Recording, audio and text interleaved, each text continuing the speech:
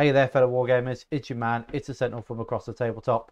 And we dropped a video yesterday. It was the results from our local RTT that we went to. We lost two, won one. So we're doing better than what we were doing before Christmas, which was losing all three. So we're definitely going up in the world. Changes, this is what I want to discuss today, is the changes to my list and where I think the MVPs answer a couple of questions, which is to do with where all the combat part of my army's gone and how I'm dealing with that. So let's get into it. I had a test run with the list and changed it slightly, but we did get a resounding victory on that one. That was last night. I played against a Chaos World Bearers list. I want to say Word Bearers. I could double check because I put it on here, didn't I? It was no, doesn't matter. It was a Chaos Marine list. We had a 100-point victory over a 31. He was testing a few things out, and the Imperial Fist just dominated the game. It was Abandoned Sanctuary. We did go first. All this considering if we how many points we scored in our last game on Abandoned Sanctuary against a Unari army, which was 50. We got 100 points in this game. And that just shows you the change in the army and the perception of being able to deal with what comes forward. So the changes to the army, that's what we're here for, aren't we? Really, we're talking about changes. So here we go. So we're still taking the heavy support in the Arks of Omen detachment. We're still using 3 CP, even though it says 2 here, 2 there. Yeah. So we start on 3 CP with the Hand of Dorn still. I've gone with the Rites of War, allowing my Techmarine now to hold that back objective on his own if he needs to, or push to the centre if he needs to. Tor Garadon is still in the list. I've dropped the other Techmarine. I didn't want to. I really wanted to keep the extra Techmarine so I could do 3 units. I'm trying to work out how to get back in, but at the moment, this is the way it's going to work. So we've got the Incursor unit for that midfield disruption if need to be, and then we have a tactical marine squad with a Thunderhammer and melter gun. That might change to another Incursor unit, but we'll see. Yeah, to have 2 Incursors instead, but at the moment I want to keep trying this for a couple of more games. And this is over the 2 infiltrator units. We had 2 infiltrator units before. Now we have 1 Incursor unit and 1 tactical squad. We have the Leviathan is still there with the twin Volkites and the 3 hunter killer missiles, the storm cannon array, and the Leviathan siege drill, which gives you the assault melter gun inside. 2 units of scouts are still staying. I was tempted to drop it to a 10-man combat squad and still have 2 units coming on. That's still a possibility, but to do that, I still haven't got a 3rd unit in the elite slot that I want to take. So at the moment, it doesn't even matter because you get the upgrades for free. That makes sense. I've in my fast attack slot, I've gone with 3 units of suppressors instead of having the land speeder or the attack bikes. The strength 7 is massive. Yeah, strength 7, AP 1, 2 damage, and then they're 3 damage against vehicle. It just gives me that more flexibility. They're just as fast. It does hinder me a little bit when taking, say, over moments, but I think I've come up with a solution to get around with that. If I take over moments, which is only on 3 out of the 6 or 7 games that you play in a GT. Okay. So what we've got there, moving on to heavy support, which is where most of our changes have happened. Oh, I say changes, but heavy support, we've got a Devastator squad. I've kept with 4 las cannons with the Thunderhammer combi weapon on the Sergeant with the Cherub. Now, I could find 10 points by dropping the Razorback to a Rhino and then add the multi-melter in there. But it's the same amount of shots with the twin las cannon with the multi-melter. The range is better. The damage output isn't as good when you think about coming into half range with the extra damage. But you have the strength 9, which is where I was lacking. I was lacking that strength 9, AP 3, D6 shot damage. So Devastators have stayed because at the GT that I went to, they were held their own on the back objective in cover and all that sort of good stuff. They never really came into their own at the RTT because I was only running a unit of 2 with plasma and a 2 with multi-melters. And again, when I said they come down a drop pod, they don't actually work. And when I started them on the board, they were generally the first unit to be shot at or killed because, you know, misplayment on my behalf. But yeah, they're generally the first unit to go down. I don't know why I've got a -1 CP. That's where the CPs come from for some reason. I've given him a gift for Phalanx, but I haven't actually given him any gift, so ignore that bit. I need to take that back off Battle Scribe because there's no gift of the Phalanx on the Sergeant. I could give him a flat 4 damage Thunderhammer though. That would be interesting. Or one of the Scout Sergeants a flat 4 Thunderhammer. Yeah, that would be very interesting.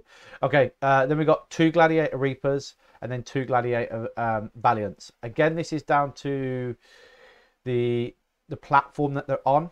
So if I was to take a Devastator squad, so these are basically the 2 Devastator squads. If I went, this has got 4 las cannon shots. So that would be 115 points for 4 las cannon shots essentially, with a 10 wounds over the 12 wounds, with a 4 up save over the 3 up, well, with 3 up save, but with 5 models. So it gives you 10 wounds. This is 12 wounds, T8, 3 up, no invuln. Again, same with the Devastator squad. To get them to be at the same resilience, you need to have them in cover with a feel no pain, and then you get the same equivalent resilience between the two. But the small arms fire just doesn't do anything against the vehicles, and with the Techmarine standing by, you can heal them. With no Apothecary, you can't bring back a Devastator squad member. So you start losing efficiency when you start losing models from the Devastator. You don't really with the Reapers because of the number of shots they pump out. The Valiants again will lose effectiveness as they start to degrade, but it's the number of shots at strength 9 and the threat with the T8 body. So yeah, they're there. Points wise, your Devastator squad purely on points will obviously beat these, because even if you consider putting 4 multi-melters into the squad, which is what these two together have, you're looking at 115 plus another 145, so you're looking at 260 260 points for the 2 Devastator squads for the same amount of firepower. In all grand scheme of things, this is 340. This is costing you an extra 80 points, but it does give you the Icarus rocket pod, the heavy stubbers, that T8 body, the movement, the +1 a hit from the Techmarine, the -2 to the charges, the -1 to hit stratagem, the fallback and charge, because you can't do that with Devastator unit, fallback and shoot, sorry. So the overall of the versatility of those few extra points within these platforms, I believe, is very valuable. The Valiants actually do very well against armor, but up against that T5 body, 3 wounds, actually you're only killing 2 or 3 models, but 2 of them kills you a unit of possessed, if you think about it in the grand scheme of things. So a possessed unit is probably what, 180 points, but it takes 2 of the Valiants to kill 1 unit. But you know, generally you're only getting 1 unit to shoot at anyway, with the other one being hidden. So they're very, very efficient at killing that T3 T5 model. T5 model 3 wounds. Even with a feel no pain, they're still quite efficient at doing it. And then I have a Rapier Carrier, and I've upgraded it to be the quad launcher. So essentially this is a cheaper variant of the Thunderfire Cannon. It doesn't have the ballistic skill 2 like the Thunderfire Cannon would have with the Techmarine, because it is just being carried around with 2 Marines. It gives you that out of line of fire. Again, I think this might come back. I'd love to be at strength 5 like the mortars that the Guard have, but yeah, that will be a change. Hopefully that will go back to strength 5 in the new codex, and then we'll have Thunderfire Cannons come back into their own. They still do receive that, if you can't see them, the -1 to hit, the -1 ballistic skill, so then you take the -1 to hit if you're going across terrain. So these would be hitting 5s if there was -1 to be trained on the board, which is a little bit upsetting, but they are blast D3, 4 D3 shots.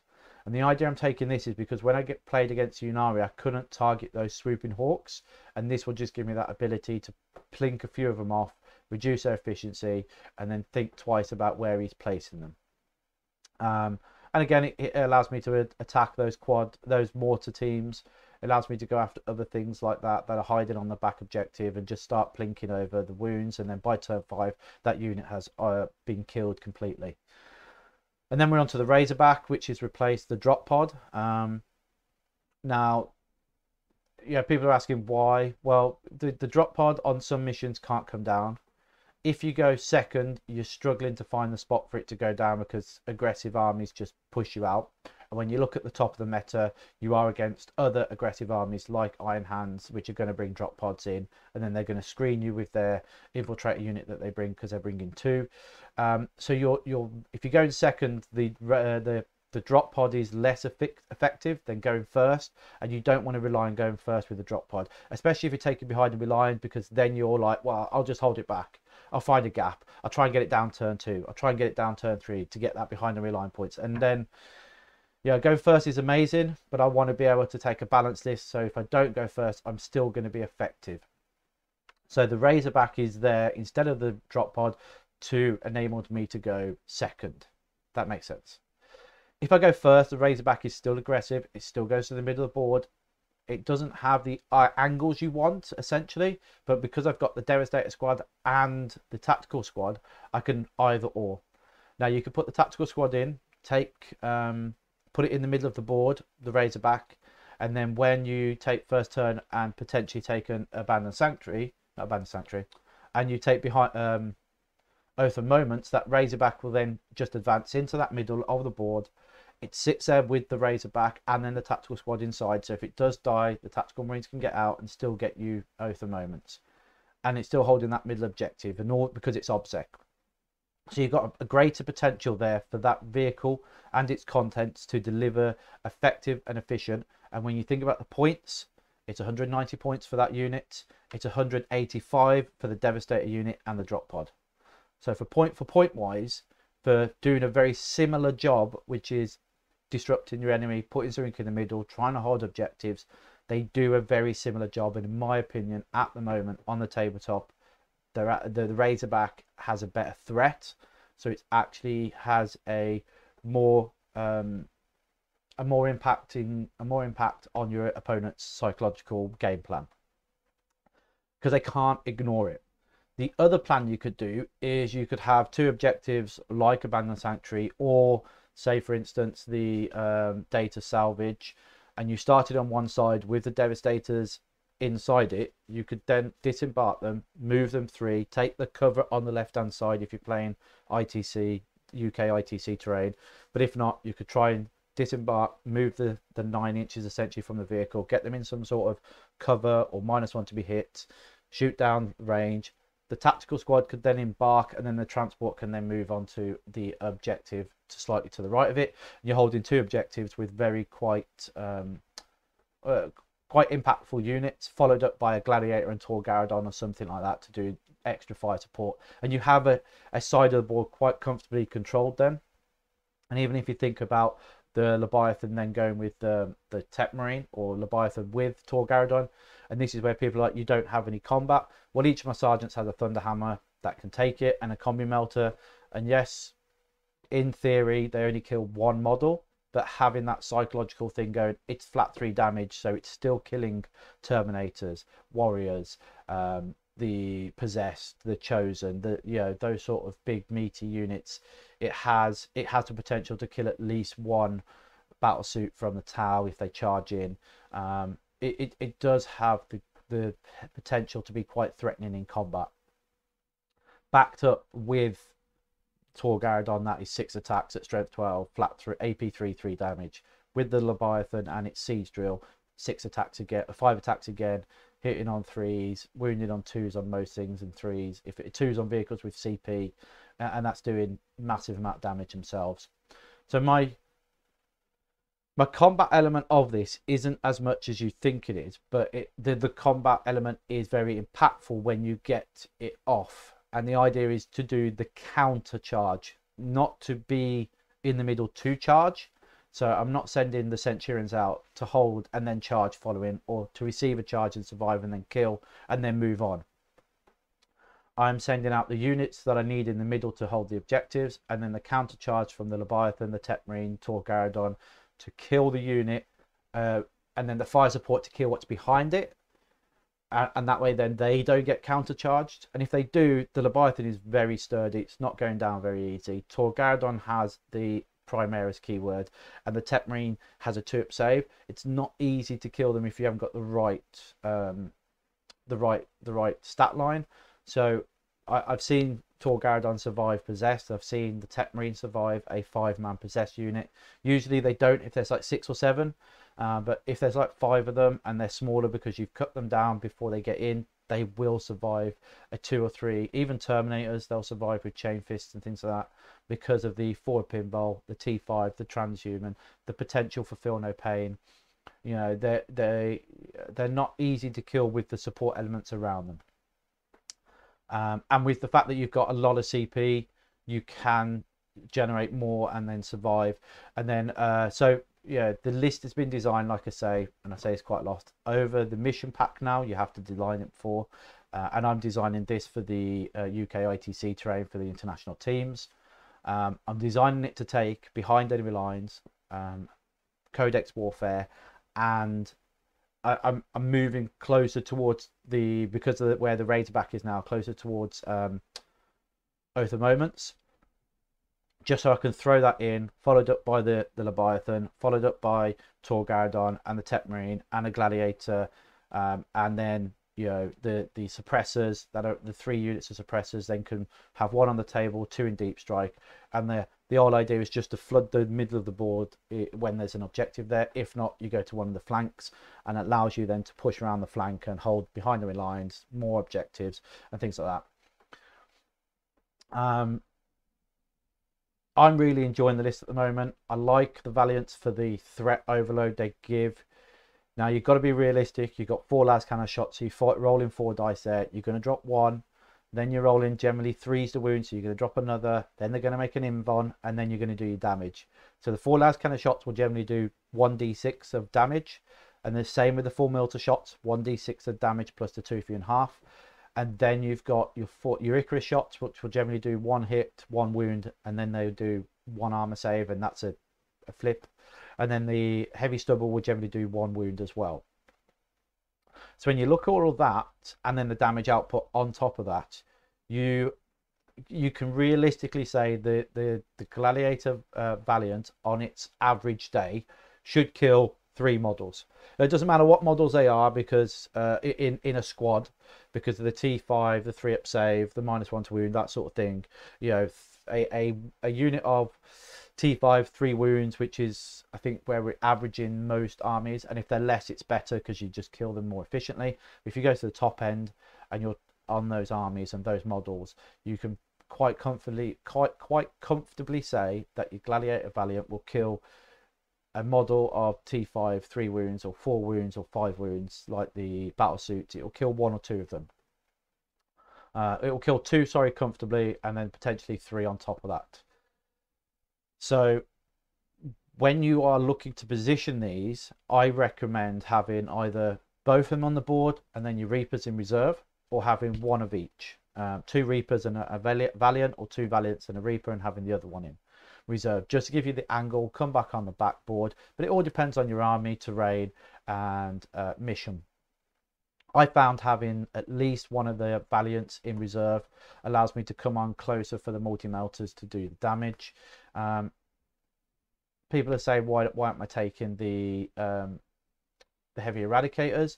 Because of the damage output on those is better. It's the hitting on 4s which is tough, right? Because they're heavies and they're coming on from reserve, and you're using CP to hit them on 3s with someone else, then turn around and taking the -1 or the terrain. It's quite hard to be effective with them, and you have to run them for the same points cost. You'd have to run them in 4, so that would only get you 8 melter shots, and I found that the 8 melter shots hitting on 4s over the 4 melter shots hitting on 3s virtually work out about the same amount of hits and damage anyway. And then it's just you roll, that would make the difference. You're averaging an extra 1 extra attack from the eradicators. I hope that's useful. I hope that helps anybody. It helps me anyway to talk about it. I'm glad someone's listening. So yeah, the The combat element, now that I've taken the infiltrators out and I've put the incursors on there, they get me AP1 weapons. They give you the Haywire mine, so if someone charges, you can do D3 mortal wounds to them for free. It's a counterpunch. They still, depending on mission, will sit on that back objective. Then they'll go into reserve, and then they'll come on for behind them in lines turn 2 or turn 3, allowing you then to score extra CP that you need. And then when someone does countercharge them on the back lines, you can then do the D3 mortal wounds and then fight with AP1 weapons. I found that they've worked quite well, you know, especially with a reroll or transhuman. You can, especially with chaos, they're really good against chaos at the moment, because that backfield objective or the backfield units they're using generally aren't what's killing in incursors or infiltrators or scouts. They're generally, you know, cultists or shooty elements, which you can negate with terrain and hiding. The combat army, the combat prowess of a chaos army is generally in the middle in your face. So those sort of units that are going on the backfield are relatively safe. I'm really enjoying the Leviathan. I can't see anything that replaces it at the moment. Maybe an Ironclad. That could be potential, but the Brutalis maybe. With, you know, it's got the heavy multi-melters in its chest. That may be something when that comes out. The Brutalis might replace it, but again, we're back to not having an invon, not having enough wounds. You know, that could be interesting. I'm feeling the Techmarine loss. We'll see how that goes. So far, it's been okay. I hope you enjoyed that. I hope that helps. Drop us messages and likes down the bottom. Send us comments and see what you think. So I've answered why there's no combat. The combat element is to draw someone in, kill that unit, so I can then do the counter with my counter units or shoot that off. It is a shooting meta now. It's not a combat meta, unfortunately. It's gone to the shooting meta because of the Marines, and the Iron Hands are back.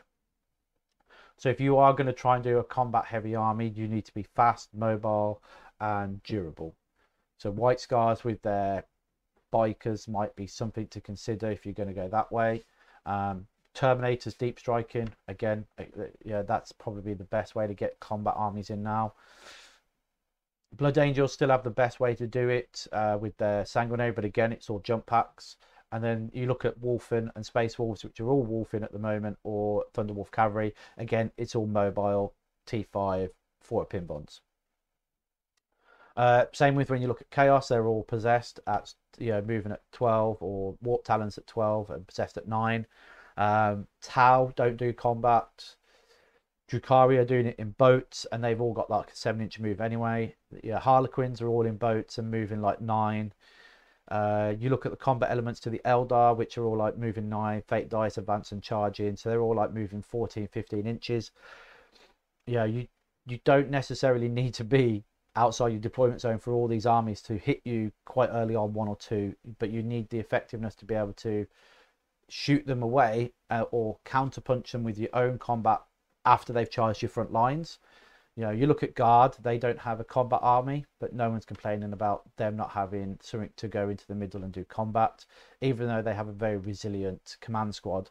The Boltgun are still pretty tough, but they have the Tempesters that come down and just obliterate everything in combat. The Kazakhan's doing mortal wounds in shooting. Sorry, Tempest doing shooting, not combat, shooting. So they got a very heavy shooting platform that allows them to counter, and we have also that element within the Imperial Fists. So I'm not too upset about the contest in combat. What I would say is, if you're going to add a combat element to the army, I think Blade Guard or Terminators are still better than anything else at the moment. We don't have movement, they don't have speed, so the Vanguard veterans are still good with the Thunderhammers, and Storm Shields are back, I suppose.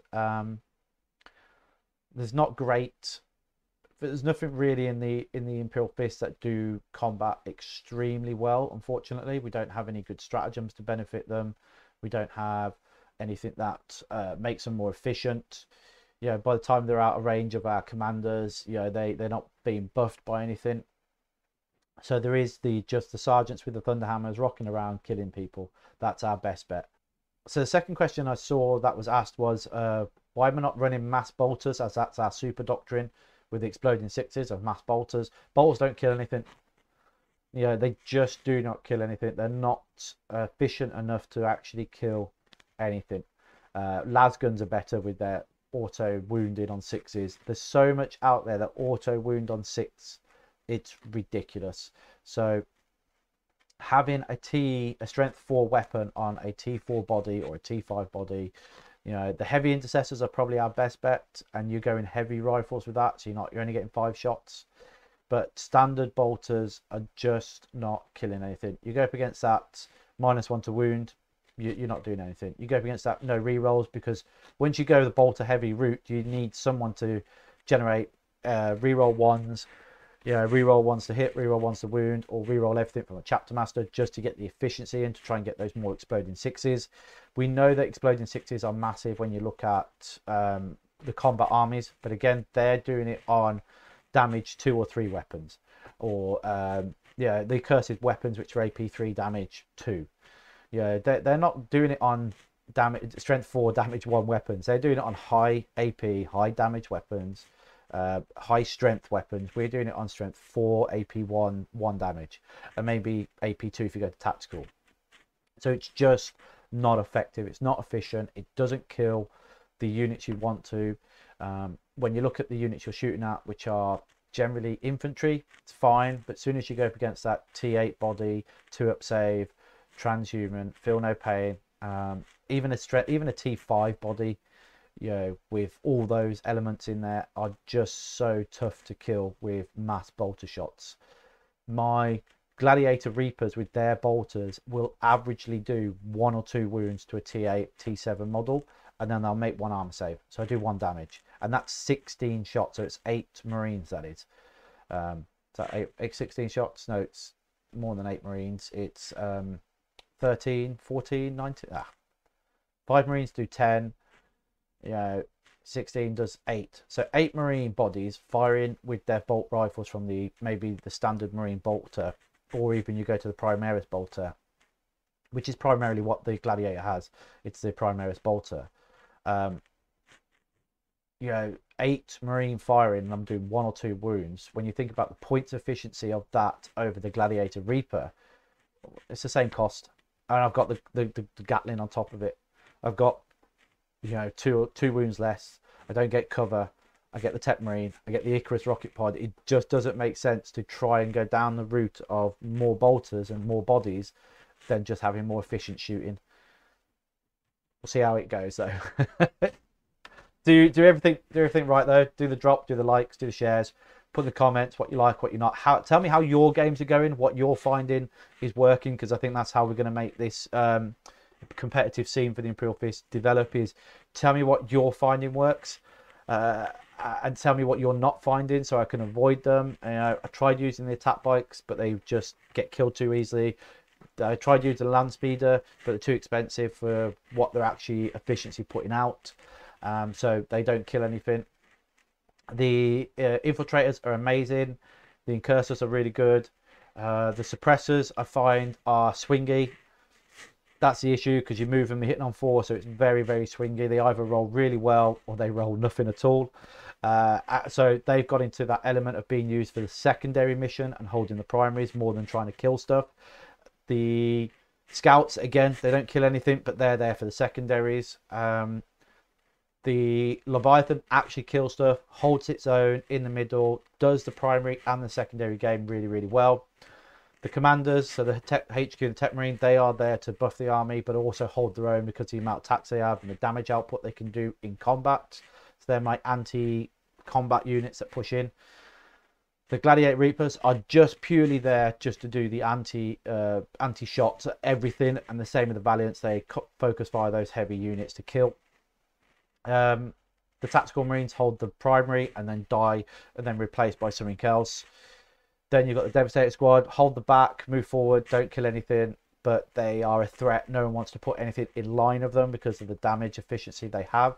And then the Reaper just stands at the back, and the Rapier Carrier stands at the back and just pops away at something at the back doing pretty much nothing, but has that threat then of they have to contend with it, otherwise it will kill the unit by turn 5. And that's about it, you know.